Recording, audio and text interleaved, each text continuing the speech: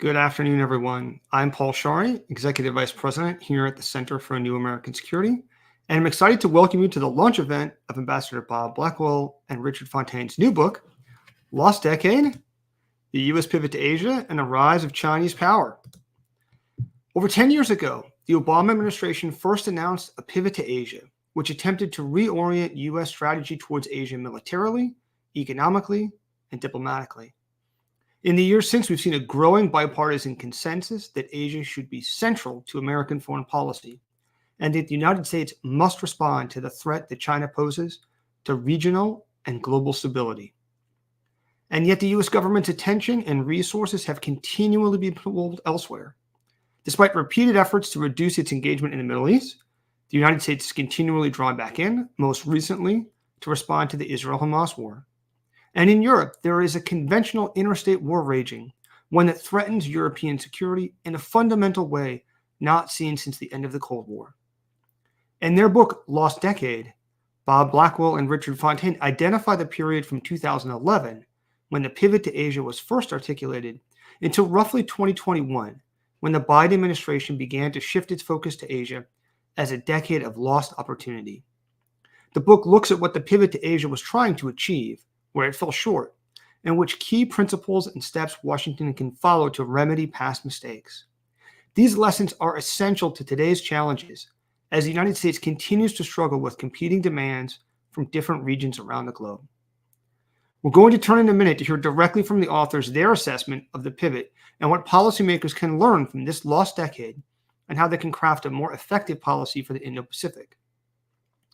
Ambassador Bob Blackwill is a senior fellow for U.S. foreign policy at the Council on Foreign Relations. He is the former deputy national security advisor under President George W. Bush and former U.S. ambassador to India. Richard Fontaine is the chief executive officer here at the Center for New American Security and former foreign policy advisor to Senator John McCain. And we're pleased to have moderating the discussion today Ellen Nakashima, national security reporter for the Washington Post. Welcome, Bob, Richard, and Ellen. And now I'll turn things over to you, Ellen. Thank you very much, Paul, and thank you to the Center for hosting us today. It's a delight to be with you all, including all of you out there online. We're going to take about 45 minutes to discuss the book, and then open it up for some questions from you all in the audience. So we're looking forward to hearing from you. Richard, Ambassador, your book is probably the most comprehensive attempt to date to deconstruct the so-called pivot, or the effort to execute an Asia-first strategy. It's an effort, that really spans multiple administrations. So why did you focus, I want to open with this, why did you focus on just two, the Obama and Trump administrations, that account for what you call the lost decade? Should it really be the lost decades? Richard, why don't you lead us off with an overview of why you chose that framing and what this book is about? Sure. Well, thanks, Ellen. We started the look at this lost decade once the United States in 2011 in the Obama administration announced that henceforth the United States would pivot to Asia, or for the first time really in its history, put Asia first in its foreign policy. The United States historically had always been a Europe first country. So this was a major departure in the way the United States conceptualized its strategy in the world. And it got a huge amount of support in the book. Bob and I think it was the right strategic move, but Republicans liked it, Democrats liked it. The Trump administration came in and not using the same language, but had a similar impulse. And but then we looked at the decade from when the pivot was announced in 2011 to about 2021, when the Biden administration entered. And if you look at the various ways in which the pivot was intended to move military forces to Asia in greater numbers, especially from the Middle East, where there would be a drawdown of the wars in Iraq and Afghanistan, it didn't actually materialize as intended.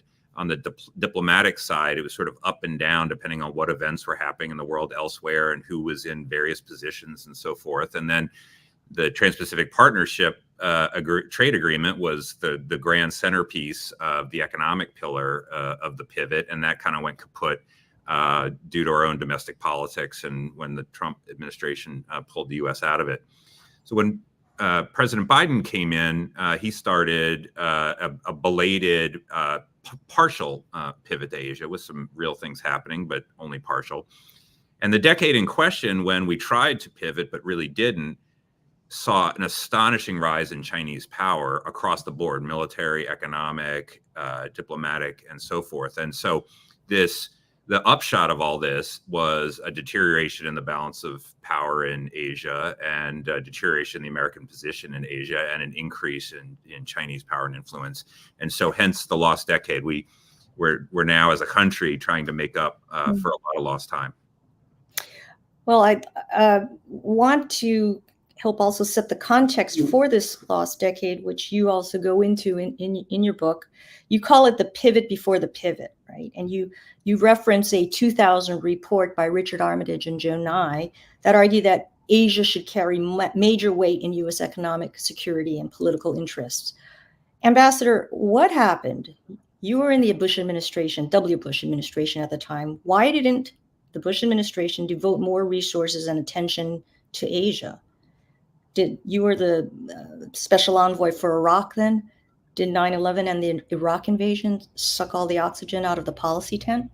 Well, that and Afghanistan, of course. And it's an example throughout this period of what Richard said earlier, that even when administrations sought to pivot to Asia, and that really was accelerated by the hope by the Clinton-Obama initiative in 2011. Even when they tried, they kept being pulled away by the evolution of events other places. You remember during the Second World War, Harold Macmillan was asked once, well, what makes governments change policies? And he said, events, dear boy, events.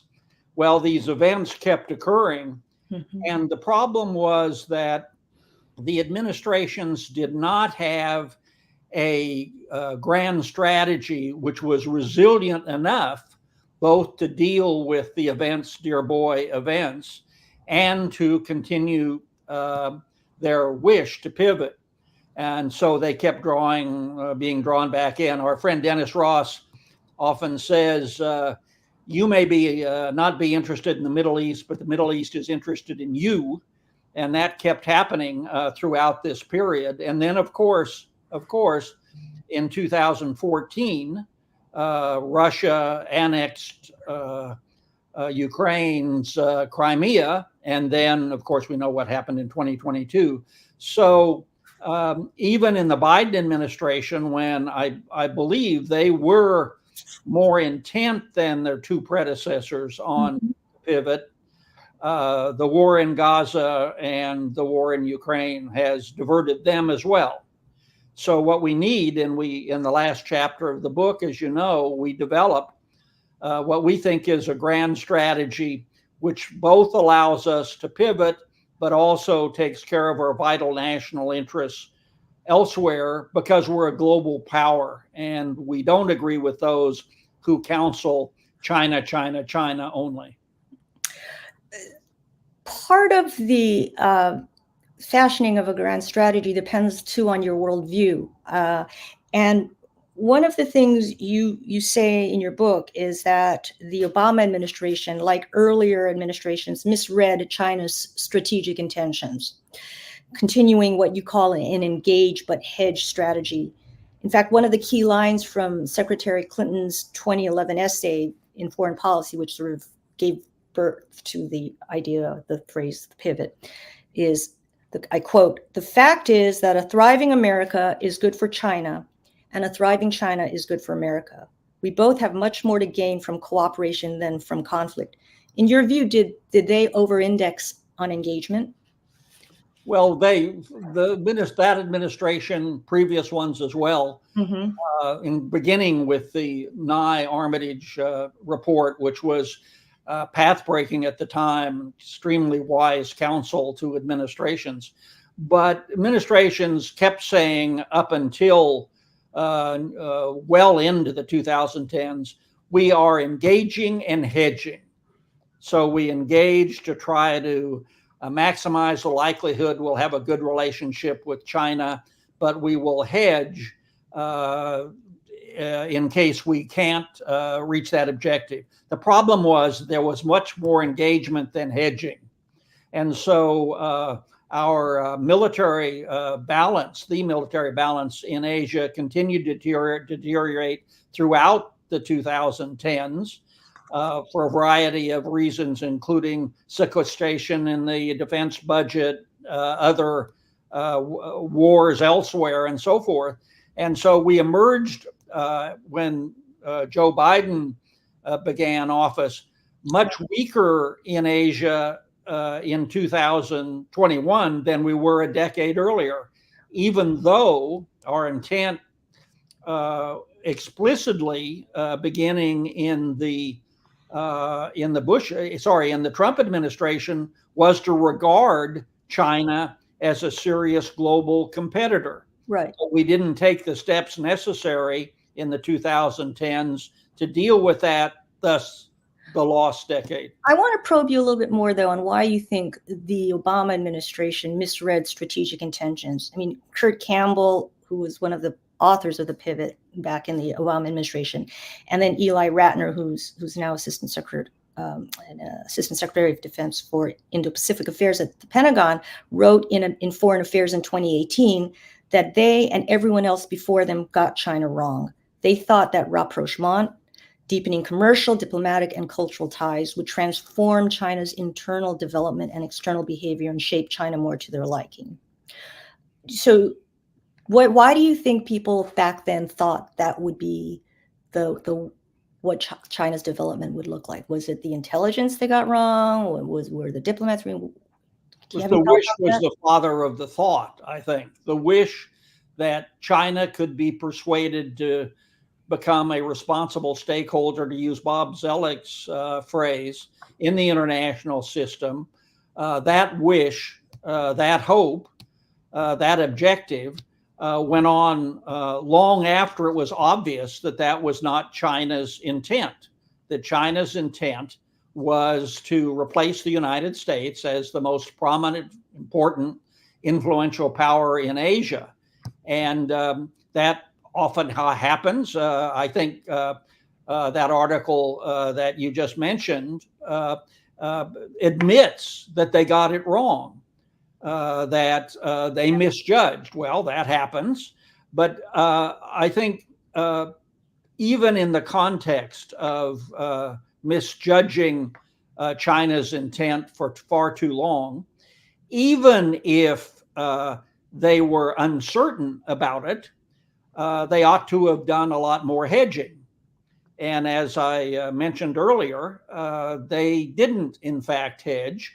We had more troops in Europe at the end of the 2010s than we had at the beginning, and so forth. So, and let me just say one other thing, which is, sadly, the pivot in the 2010s was a double whammy. First of all, they didn't pivot. But second, our friends in Europe and in the Middle East thought we had. And in fact, the only party that knew probably in the greatest possible detail that we hadn't was China.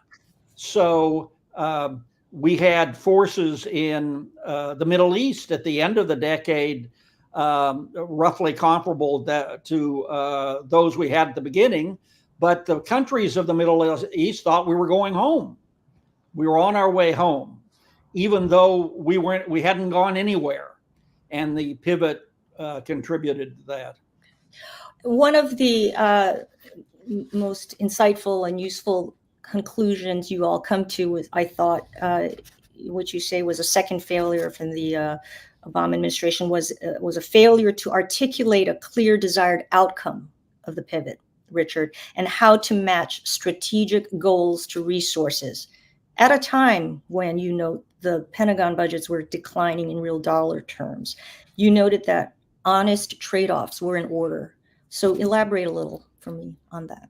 Well, first on the strategic objective side, they were articulated, but they didn't always match up. To this day, when you ask people in the Obama administration or subsequent in other administrations, including the Trump administration, yeah, what does it mean to pivot to Asia? You get different definitions of that term. Some people say, that's really just our Asia policy. So more means you pivoted. Others say, it's coming from other regions and all these other things. Well, how would we know if we had successfully pivoted? That was always unclear. What does it require in order to do it?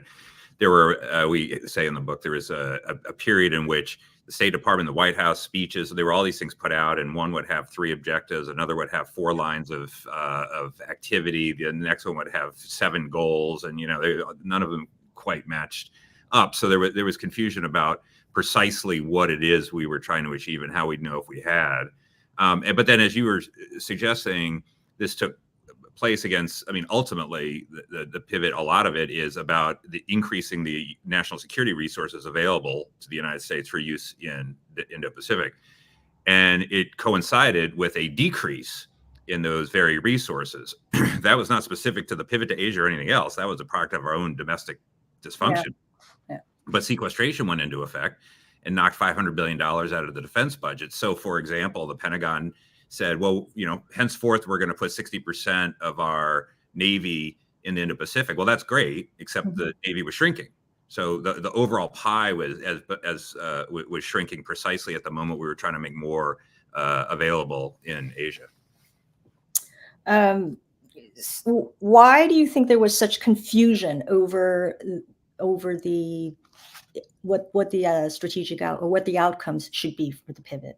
Why wasn't there someone, at the NSC or riding herd on people and saying, okay, we're going to run a process, we're going to come up with a clear strategy, and we're going to know what our outcomes are, whether I'm talking both by Obama or Trump? Well, I'll start with Obama, and Richard perhaps can take it on. What we found in our interviews, and we interviewed exhaustively the folks who were involved in the pivot, in formulating it in 2011. And what we found was a very weak interagency process. So when she gave the speech, ambassadors in Washington did what ambassadors are paid to do. There was no consultation with our friends and allies around the world, not in Asia, not in Europe, not in the Middle East. So ambassadors immediately went to the administration and said, wow, this is a big change in grand strategy. Tell us more. And they didn't have more to say because they didn't have the details that Richard was describing earlier. There were no agreed talking points. And so what the ambassadors reported, and we talked to some of them, what the ambassadors reported is they don't know what this pivot actually is and means. So we're not going to be able to tell you. And by the way, this is not entirely unique in American foreign policy, where a big idea is unveiled to the world. One thinks of the Strategic Defense Initiative, but there are others in which when our friends and allies abroad, not to say the Congress, asks, well, tell us more, they don't have any talking points to respond. Well, one of the most interesting things I found in your book was that it almost seems as though this idea was floated in this article by Hillary Clinton in Foreign Policy, not as an intentional unveiling of a grand strategy or departure in grand strategy, but rather as, I think you quoted Kirk Campbell saying, we were just describing what was ongoing policy at the time. Right? Something that's what we learned from those involved, which was precisely the opposite of the normal experience of people involved in policy in the government, where they say, our principal gave this speech, or we issued this document or this article, and no one reads it, or if they only read it, they would understand better. Here, they put out an article which they intended to summarize the various lines of effort and things that had happened and the things that would happen. That's at that point in the Obama administration, and everybody read it.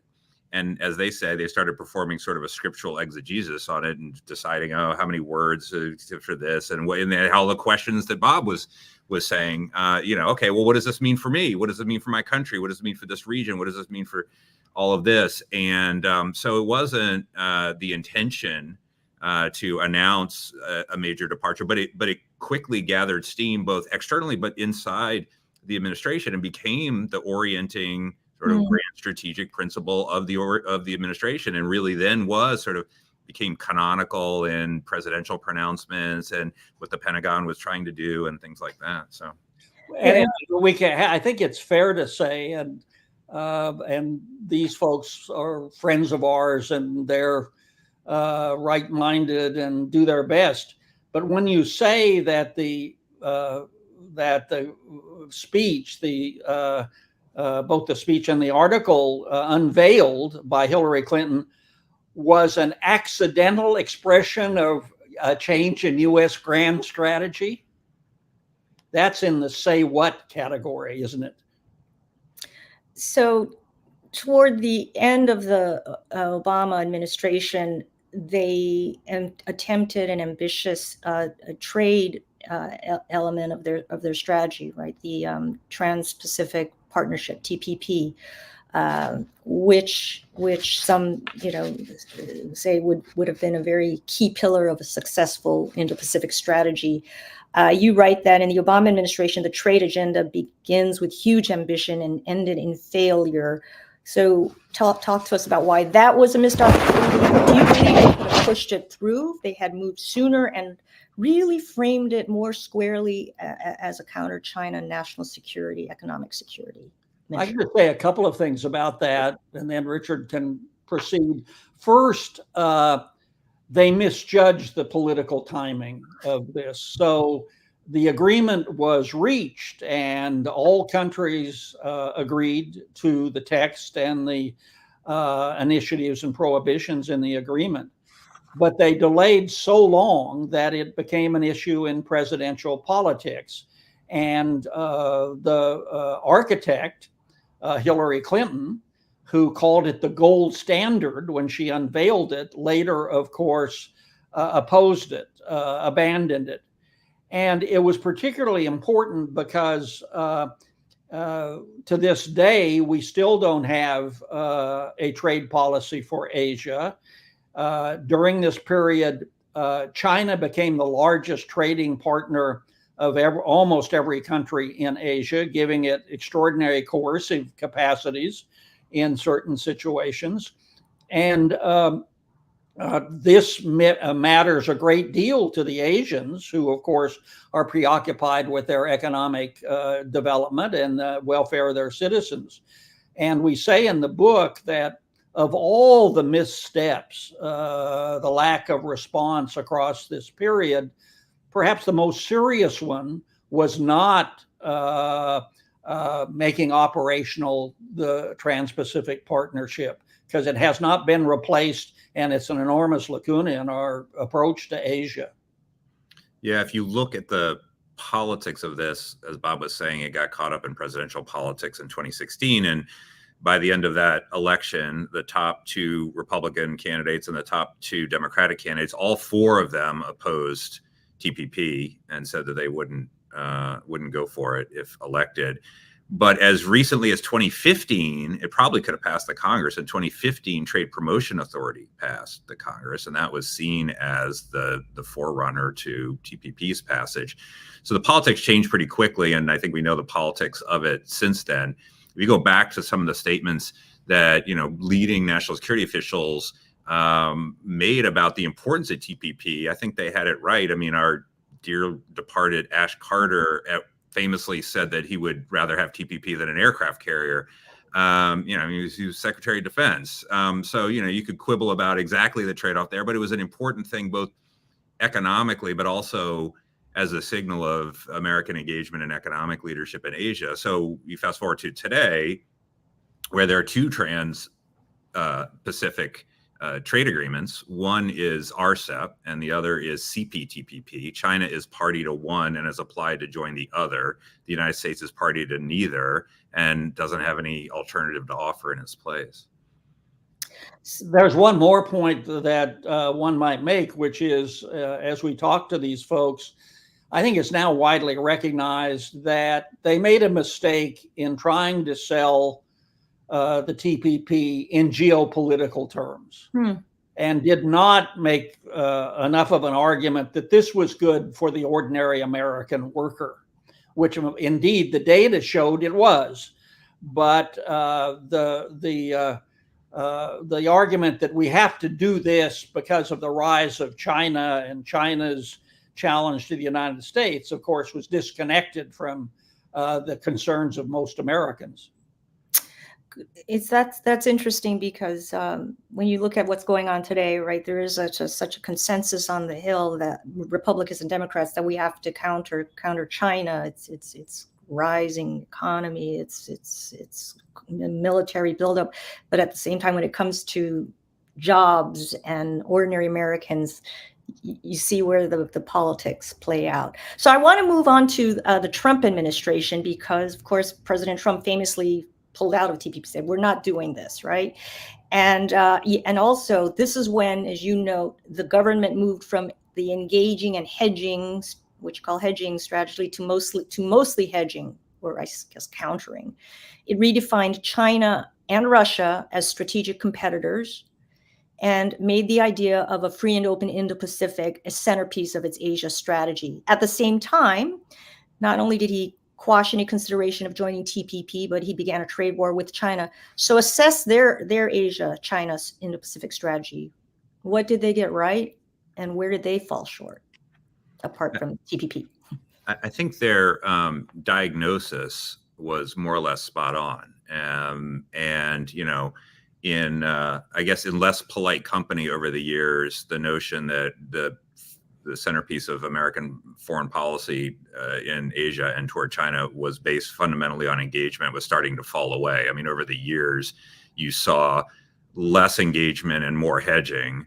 And then the Trump administration came and said, well, you know, this idea that engagement with China is going to lead to the transformation of China, whether it's going to become more liberal domestically or more of a responsible stakeholder in terms of external relations. That is not the premise of our policy and shouldn't be, and it's very unlikely to happen anyway. They're a competitor, and the premise of our policy should be to compete more effectively with them, and that means a lot of different things. I think that diagnosis was spot on, and frankly, it's more or less the diagnosis, it seems to me, of the Biden administration as well. I mean, the Biden administration's approach is far closer to the Trump administration's than it is to the Obama administration's. And then it was, you know, up and down on the implementation or the prescription that would meet that diagnosis. And so they did some important things in terms of relationships with countries like Japan and so forth, and in articulating this notion of a free and open Indo-Pacific. But as we were saying, there was no trade policy there.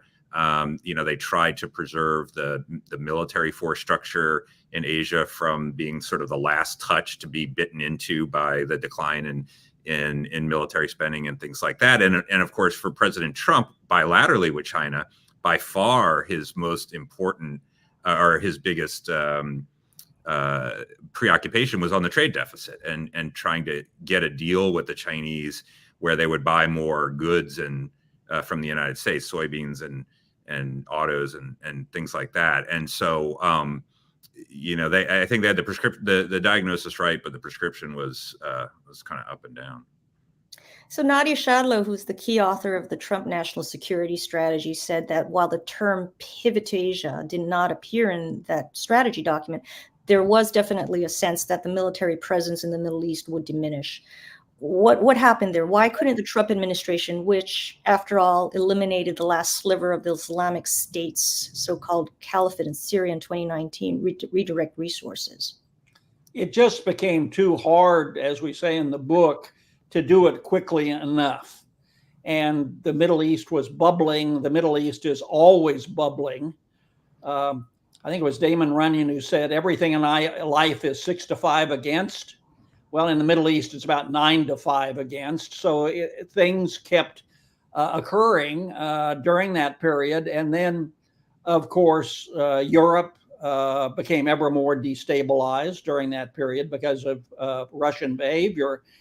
And so at the end of the Trump administration, there was virtually no change in our deployments, either in Europe or in the Middle East. And meanwhile, we had, as we have stressed, this enormous buildup in Chinese military power, especially in the seas adjacent to it, and the militarization of the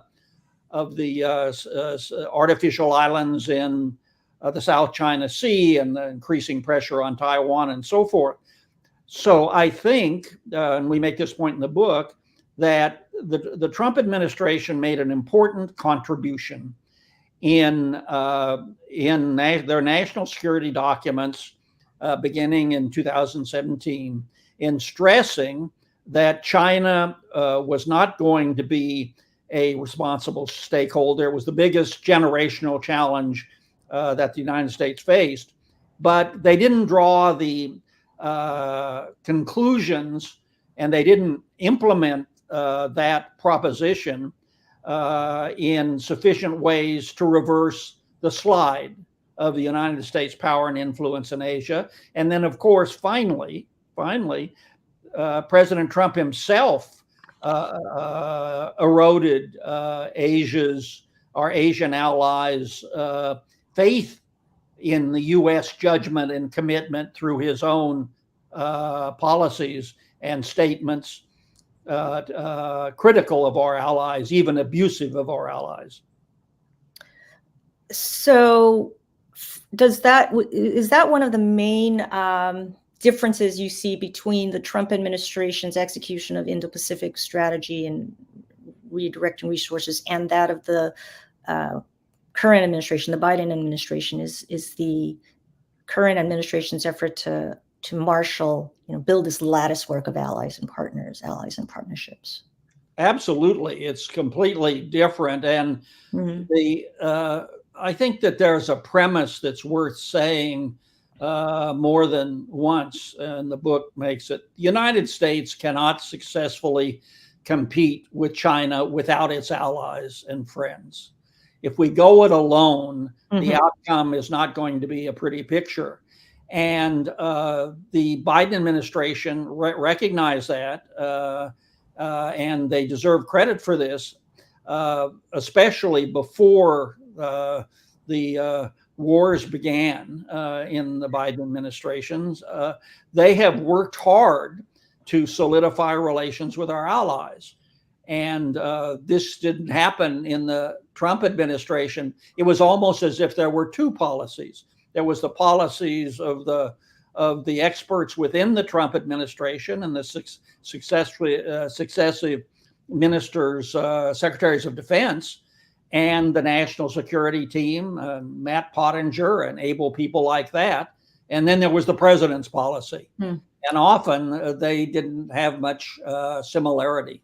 So do you think if it were up to the national security team, the Matt Pottingers, et cetera, that they might have actually executed on a strategy more similar to what the Biden administration is doing with seeking to build those partnerships and alliances?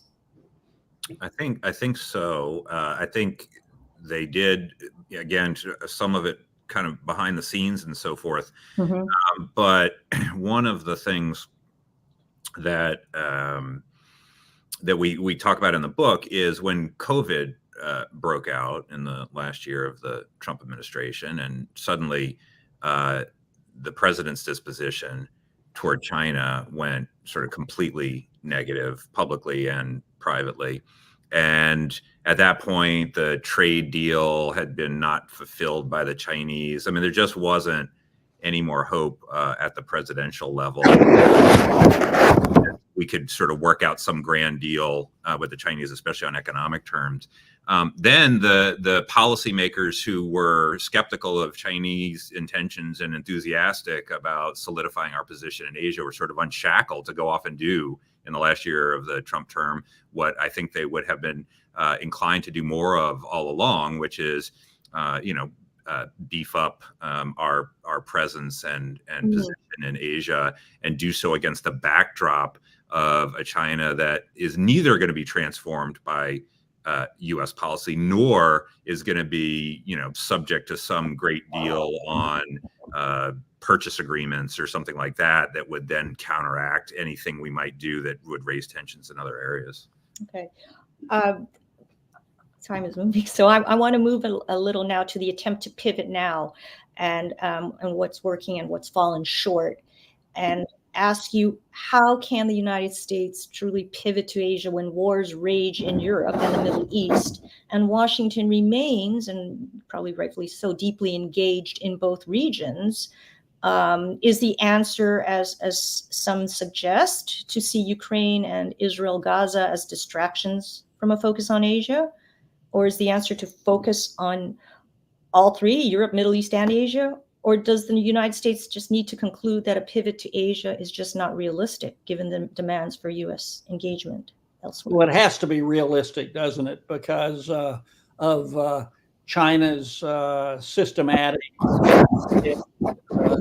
attempt to overturn the Western liberal order. So we have to deal with it, but we can't deal with it at the exclusion of our vital national interests in Europe and in the Middle East.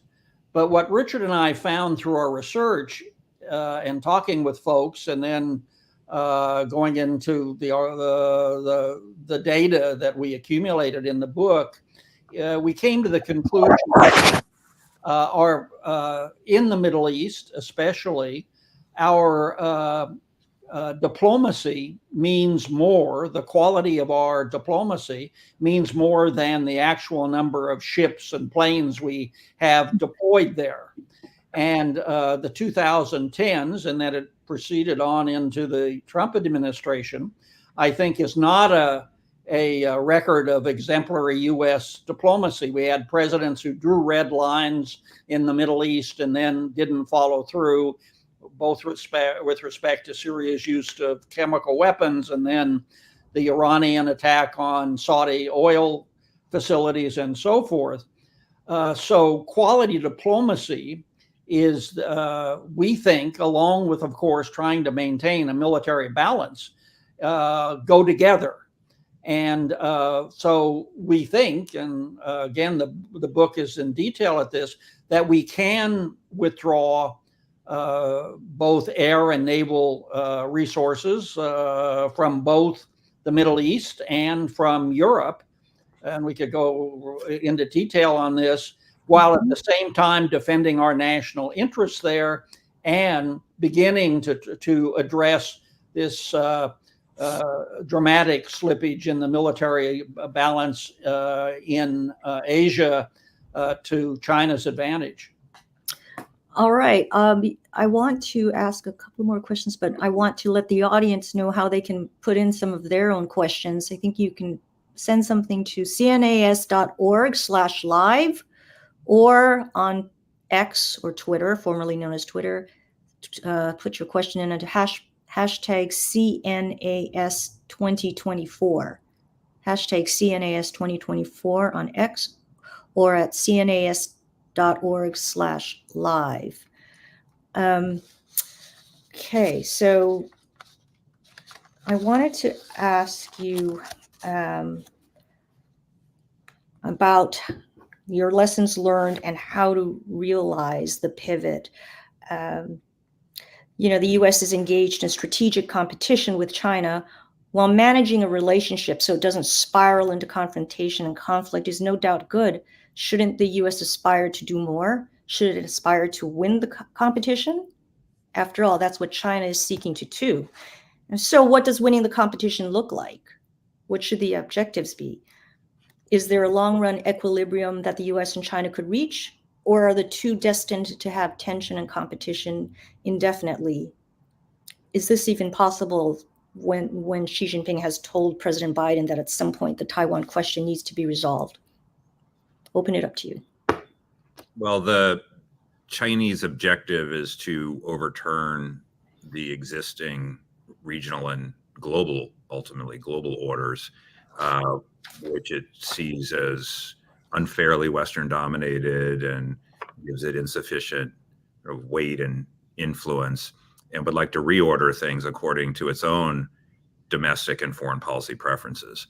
So the equilibrium and the sort of end goal that we should be aiming for is a situation in which China is either unable or unwilling to overturn the regional and global orders, so that those orders and the principles that underlie them, the principles that have been accrued to prosperity and freedom and security for the United States and many other countries, continue to obtain into the future. There's various scenarios in which that could happen. It could involve the reduction of Chinese power, the increase in U.S. and allied power, some combination of the two. It could, at some point, maybe in a post Xi Jinping world, China could actually discern some interests of its own in the way things are structured and so forth. So there's various scenarios in which that equilibrium could be reached and where that objective could be obtained. But I don't think that we should imagine that this will just suddenly be resolved in one sort of final solution to the problem of U.S.-China tensions and differences, whether that solution would be regime change on the one hand or capitulation on the other, where we're so worried about tension that we just decide, the risk of war means that we should swallow any of their foreign policy ambitions. So it's that mid equilibrium that we should ultimately look toward. Mm-hmm. The book is tactically pessimistic and strategically optimistic. The next few years are going to be tough as we catch up with all we didn't do during the lost decade. And a sustained effort by the United States, whoever's the next president and the one after that, will be required. But over the long term, the United States and its allies have no reason to be strategically pessimistic if we carry out sensible problems in a competent way. The United States is not genetically incompetent. It turns on the performance of the folks who are in office. And we're a strong country. And unless we tear ourselves apart domestically, we can meet this challenge. We've met them before, and we can meet them this time. But it does rest on the notion strategically that we will do the necessary in terms of policies that will put us in a position over the long term for this balance we're talking about. I think it's a mistake to imagine that there'll be an end to this competition with China like the end of the Cold War and the collapse of the Soviet Union and so forth. I think phrases like Cold War II obscure more than they illuminate. Applied history is very complicated. Mm-hmm. We know what we have to do. There's a consensus in Washington now about what we have to do. We just have to do it. And to some degree, it's a measurement of how serious a country we are, because we do know what to do, and now we just have to do it. What are your top three tactical tasks that we have to do, and perhaps in rank order of importance, to turn things around and achieve this pivot? Well, a couple of good starts would be a significant increase in the defense budget, where we're seeing actually a real decrease in the defense budget precisely as the military balance continues to shift away from us in the Indo-Pacific. So a stronger, more well-resourced U.S. defense overall, and then the increase in military resources in the Indo-Pacific, including from the redeployment of some resources from Europe and the Middle East, should work hand in hand with strengthening the allies that themselves are becoming stronger. So a stronger U.S. defense posture, working together more closely with our allies in the region, that's kind of number one. We have to have a trade policy. We have to have an economic approach to the region. I mean, it matters in Asia in a way that it doesn't matter as much in other regions. Like, no one in the Middle East right now is crying out for a trans-Middle East, a trade agreement or something like that. But it matters a lot in Asia, and you can see the weight of Chinese economic gravity and its political effects every day. So we need to have a trade policy optimally getting into CPTPP, but if not that, something politically more realistic, like starting with digital trade agreements or sectoral agreements. And then I think we have to make clear how all of these things ultimately fit together. That China is the number one long-term challenge of the United States. Asia is the priority theater. It does not mean that we don't have interests and commitments in Europe and the Middle East to which we will attend. But to Bob's point, we're willing to do the hard things, the politically hard things, in order to deal with the China challenge, not only the politically easy things, which is a lot of what we have done up to this point. So if Donald Trump is elected in November, I think we know if Biden is reelected, how current policy will more or less proceed, and also maybe there will be an effort toward a more coherent economic framework, including a trade policy. But if Trump is elected, how do you think current policy is advanced and enhanced, or changed or abandoned? I mean, militarily, economically, diplomatically, and with allies and partners. Richard the Seer will now address that. I know exactly what the Trump administration will do, but I can't say. No, I'm just kidding. No, look, I think there will be a lot of continuity. There would be a lot of continuity with the Biden administration, just as there was a lot of continuity from Trump to Biden on China policy in particular and Asia policy more generally. I think there would be some differences. President Trump, as we were talking about before, was obsessed with the trade balance between the United States and China in a way that the Biden administration has not been. And he was willing to trade things in order to get an economic deal with China that would require them to purchase a lot of stuff from the United States. So you'd probably see the revival of that, and also probably the revival of President Trump's sort of inner confidence that he could negotiate some deal with Xi Jinping, whatever that deal might look like, that would improve the situation. Where right now you see a complete and utter absence of deals. So I wouldn't put high probability that a deal would be successful, but that you might see a lot of trying. But overall, I think you'd likely see more continuity in Asia policy and on China policy, including on Taiwan. Yeah, including on Taiwan. Yeah, including on Taiwan. I think you'd probably see more continuity on that element of U.S. foreign policy. You might see anywhere Trump else. himself has sometimes suggested he might not always be there to come to its defense. Right. So, I mean, who knows what, he's not exactly Mr. Predictable.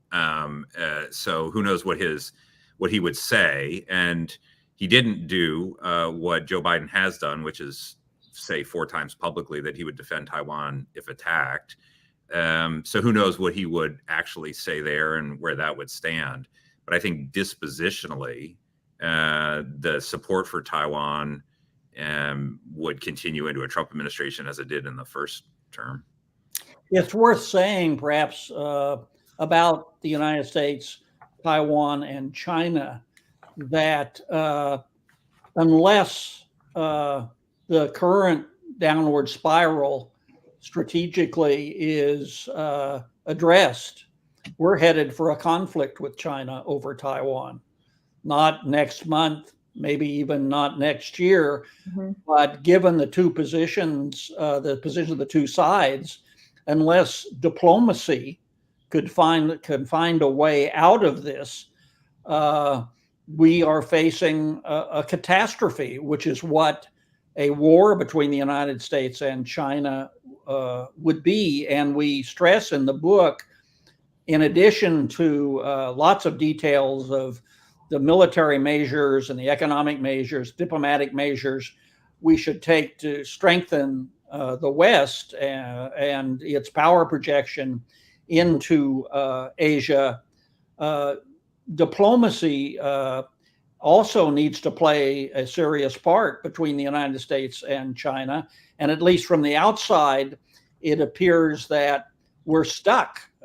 Neither side has the inclination or the ingenuity, at least in 2024, to stop this downward spiral. How would you do it, sir, Ambassador? You're a veteran diplomat. Yeah, if you were, the top diplomat, how would you stop this downward spiral? Well, and now this is not in the book, and Richard may disagree, but since you asked, I think that Madeleine Albright said that there's a old-time word that was used in olden times to describe compromise by adversaries to try to reduce the likelihood of war. And she said this old-time word was called diplomacy. And diplomacy depends on compromise by definition. Mm-hmm. And so if we're going to avoid, at least in my judgment, a war between the United States and China over Taiwan, both sides are going to have to compromise.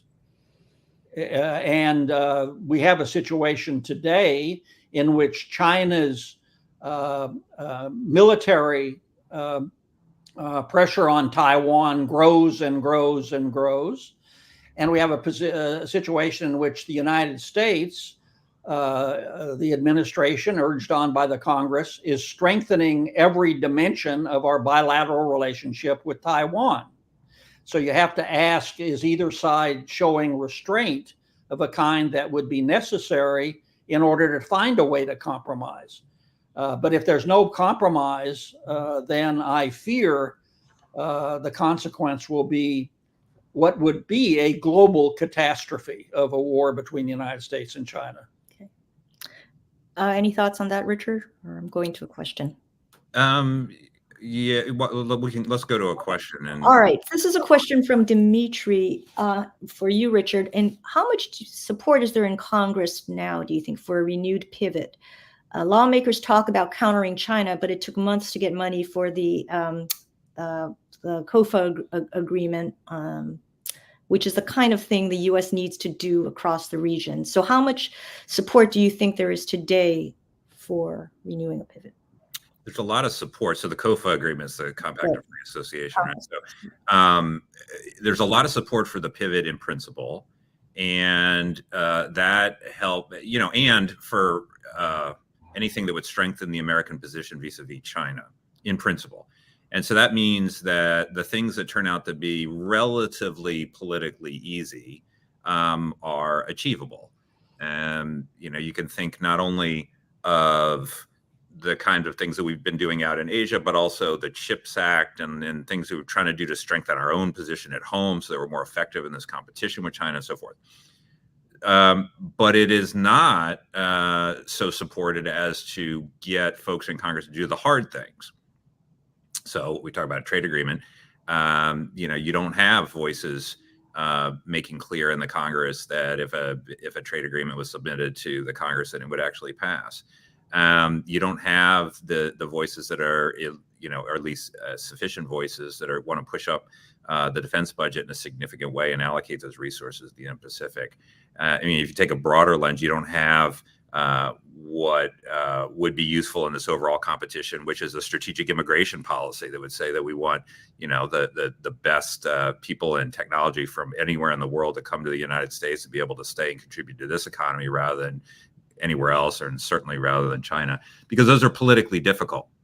And of course, you add on to that, Congress often finds it hard to get anything done, even if stuff everybody agrees on, just because it's so structurally kind of gridlocked these days. So you put all this together, and we're moving in the right direction, and congressional support is moving in the right direction, but it hasn't crossed the Rubicon to pushing politicians to do the things that are most politically difficult and that we frankly need to do. Here's a good question from Gibbs. In what ways, however small, was the pivot successful, and what can we learn from those bright spots moving forward? Well, I don't think the word bright spots or the word bright spots really applies to the pivot. If you think of it in the original notion, which was to end the wars quickly in 2011, both the Iraq and the Afghan wars, and to move resources from those regions, Europe and the Middle East, to Asia. The wars went on. We took troops out of Iraq and then had to put them back in to deal in greater numbers to deal with ISIS. And that was 5 years in the doing. And then, of course, the war in Afghanistan went on and on. So I think it isn't that these administrations were doing nothing in Asia. They were working on the various relationships and so forth. But we emerged, and I think this is the telling point, it's hard to describe bright spots when we emerged weaker at the end of this period than we began it because of our inadequate response to this astonishing rise of Chinese power. Just on that, I would say that a bright spot especially in the current administration, has been the diplomacy in Asia, particularly some of the diplomatic initiatives, which you don't see in other regions of the world. So you can look at the elevation of the Quad to the summit leaders. You can look at the convening the ASEAN heads of state in Washington for the first time ever. You can look at AUKUS. You can look at the beefing up of the U.S.-Japan alliance, or the trilaterals with U.S.-Japan, Philippines, or U.S.-Japan, South Korea, ASEAN leaders, all of these other kind of things. You don't see analogous. There's a lot of diplomacy, of course, going on in the Middle East right now, and there's been a lot of diplomacy going on in Europe for very obvious reasons. But in terms of the initiatives to bring these countries closer together and closer to the United States, we haven't seen the analogous sort of things happening in other regions of the world, and I'd put that as a bright spot.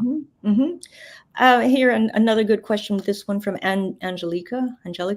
How do you think the new axis between China, Russia, Iran, and North Korea, what Richard, you and Andrea call the Axis of Upheaval, will influence the U.S. diplomatic strategy, especially as long as the Russian invasion of Ukraine is still ongoing? Yeah, it makes it harder to do everything, which is one of the reasons why these four countries are working together more closely, because they are united in their opposition to what they see as an unfair U.S.-dominated situation that they wish to resist. And so in Ukraine, Russia is using weapon systems provided by Iran, ammunition provided by North Korea, and things built with parts from China. That makes Russia more dangerous to Ukraine, and hence more difficult an adversary for us to deal with.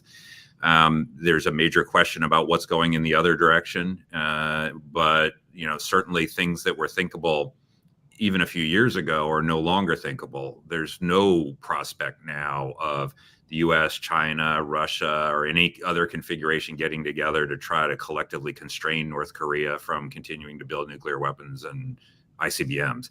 The idea that the P5+1 would get together to try to constrain Iran's nuclear ambitions the way they did some years ago, that is no longer thinkable. These countries are working with North Korea and with Iran more closely, not trying to constrain their behavior. So it makes everything more difficult, and it's a new fact of international life that one has to take into account when we're talking about the approach bilaterally with any of the four. Any last words from either of you, Ambassador Richard, as we wind up to our 2 o'clock close? All I would repeat is that this is a test for the current generation of Americans and the next generations of Americans to do what's necessary to protect our vital national interests and our values. We know what to do. Will we do it? Yeah, just to amplify that and maybe leave on a somewhat optimistic note, we're often fond about talking about all the things that we don't get right, or how difficult things are, or events that intrude on our best intentions and things like that. But if you ultimately look at the fundamentals, the United States has the geography, the population, the economy, the spirit of innovation, the values that we need to prevail in a long-term competition with China, to deal adequately with, an axis of upheaval, and ultimately to pivot effectively to Asia in a way that's going to make a positive difference. Whether we do so and how we do so, that's up to us. And hopefully our book gives a couple of hints about how we might go about doing that. Thank you very much, Ambassador Richard, CNAS, and the audience for this great discussion. And thanks again, everyone. Look forward to Thank you. Thank you.